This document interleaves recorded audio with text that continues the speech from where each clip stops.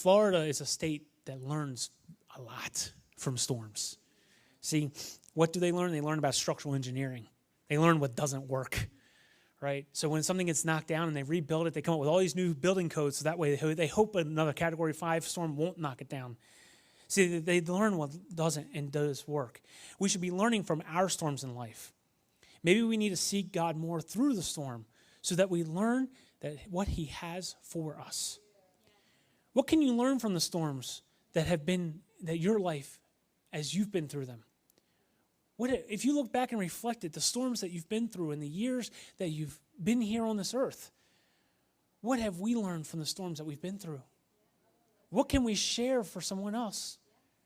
The people that we know, the families that we love, the unsaved loved ones we know of, the people we've worked next to, the people that we want to share the love of Christ to, they've been through storms. They've been through something. Your storms that you have can help you relate to those people. We don't have to sit here and take a Bible and slap them upside the head and say, Jesus loves you. Sometimes we may want to. But what we do is we share how God has helped us through the toughest points in our lives. Sometimes through the darkest moments of our lives. We sit there and we share that with someone. That could be the mustard seed that's planted. Just the smallest thing that we share sometimes can be the biggest growth in their lives. I understand you do a food bank here, and it's very popular every month. Those seeds that you plant every month, that's a seed that's planted in someone's life. That is something that you're giving to someone. They know where you're at. They know who to call when something goes bad. They know you're here. They know you care. Same thing about the lost loved ones in your life. Same thing about the persons that you may not know today, but you may meet tomorrow. You just never know the conversation you're going to have when you're having dinner this afternoon.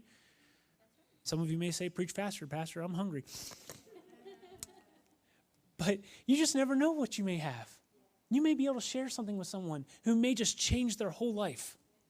And you may say, well, that's a little extreme. It's not extreme. Someone could be going through one of the roughest moments of their life. They could have just had a very bad divorce. They could have just had a financial breakdown. We can relate to things like this.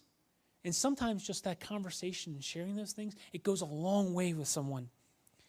See, God doesn't waste pain. He uses it to reveal our foundation. See, he does not waste that pain.